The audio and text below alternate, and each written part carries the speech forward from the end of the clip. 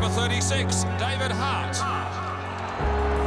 Running out, in front of 100,000 people on grand final day was, your adrenaline and everything just takes over, and you feel like you're Superman. You could do anything, and you're untouchable. But once you run through that banner, it's one of the greatest feelings of all time. The bonding for the last moments before they take their place, and the all-important matchups. It'll be frantic in the first couple of minutes. This is a full house today.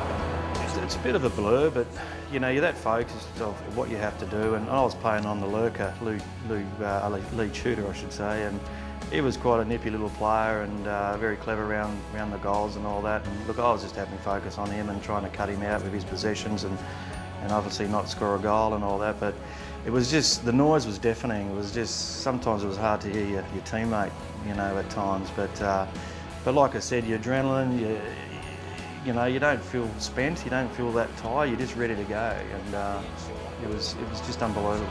Hart chopped it off. As I said earlier, what a season he's had. Waterman goes to Hart. Now Hart can finish off pretty well normally. He's at 70 metres, goes with a long one.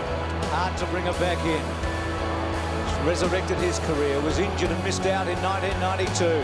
A thumping kick, looks for Hines, good grab, he started well. Here's the other man who missed out on the grand final win. I remember the last 10 minutes in that grand final, Woosha was going around to us blokes in the back line and saying, boys, soak it up, just sit back and soak it up. Obviously we won it quite easily, and it was just one of those moments that you never forget.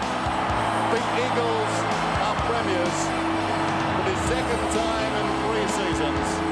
I think I got that many bear hugs, and especially Woosha got me in a headlock, and it was pretty tough to get away from him for a while because he was obviously emotionally all over the place as well. But yeah, I ended up getting Hinesy and doing it because he's one of my great mates, and obviously he missed out in '92 as well on selection, and I missed out but through injury. But for us too to be part of that, and I think it was a bit of a spur for the boys as well, that they knew that we missed out in '92, and it was a good motivation for them as well to hope get us two over the line, which we did. So.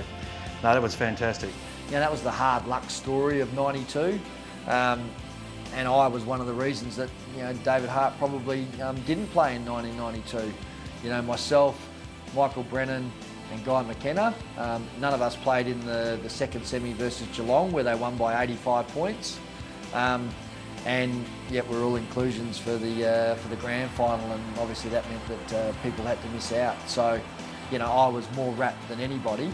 To see both the Davids, win a flag. Number 36, David Hart. Oh, look, it was a fantastic, obviously, time, and for me personally, it's not a day you don't think about it really, because it's it's hard yakka what you got to do, and the time frame and all that you put into it. But to make that special day, with your mates, and do it all with your mates, yeah, it's fantastic.